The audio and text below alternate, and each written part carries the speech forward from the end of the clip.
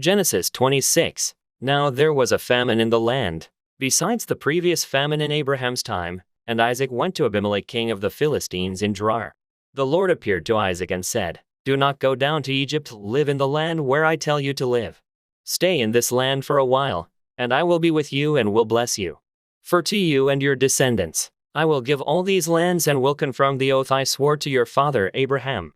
I will make your descendants as numerous as the stars in the sky, and will give them all these lands, and through your offspring all nations on earth will be blessed. Because Abraham obeyed me and did everything I required of him, keeping my commands, my decrees and my instructions." So Isaac stayed in Gerar. When the men of that place asked him about his wife, he said, "She is my sister," because he was afraid to say, "She is my wife." He thought, "The men of this place might kill me on account of Rebekah, because she is beautiful." When Isaac had been there a long time, Abimelech king of the Philistines looked down from a window, and saw Isaac caressing his wife Rebekah. So Abimelech summoned Isaac and said, "She is really your wife?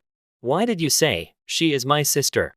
Isaac answered him, "Because I thought I might lose my life on account of her." Then Abimelech said, "What is this you have done to us? One of the men might well have slept with your wife, and you would have brought guilt upon us." So Abimelech gave orders to all the people, "Anyone who harms this man or his wife shall surely be put to death." Isaac planted crops in that land and the same year reaped 100-fold, because the Lord blessed him. The man became rich, and his wealth continued to grow until he became very wealthy. He had so many flocks and herds and servants that the Philistines envied him.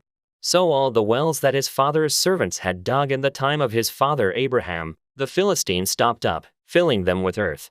Then Abimelech said to Isaac, "Move away from us, you have become too powerful for us." So Isaac moved away from there and encamped in the valley of Gerar, where he settled. Isaac reopened the wells that had been dug in the time of his father Abraham, which the Philistines had stopped up after Abraham died, and he gave them the same names his father had given them. Isaac's servants dug in the valley and discovered a well of fresh water there. But the herders of Gerar quarreled with those of Isaac and said, "The water is ours." So he named the well Esek, because they disputed with him.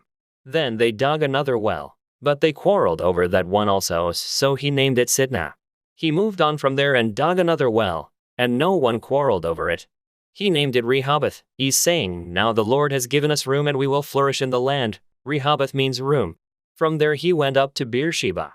That night the Lord appeared to him and said, "I am the God of your father Abraham. Do not be afraid, for I am with you. I will bless you and will increase the number of your descendants for the sake of my servant Abraham." Isaac built an altar there and called on the name of the Lord. There he pitched his tent, and there his servants dug a well. Meanwhile, Abimelech had come to him from Gerar, with Ahuzzath his personal advisor and Phicol the commander of his forces. Isaac asked them, "Why have you come to me, since you were hostile to me and sent me away?" They answered, "We saw clearly that the Lord was with you, so we said, 'There ought to be a sworn agreement between us and you. Let us make a treaty with you, that you will do us no harm, just as we did not harm you but always treated you well and sent you away peacefully. And now you are blessed by the Lord." Isaac then made a feast for them, and they ate and drank. Early the next morning the men swore an oath to each other. Then Isaac sent them on their way, and they went away peacefully. That day Isaac's servants came and told him about the well they had dug. They said, "We've found water." He called it Shibah, and to this day the name of the town has been Beersheba.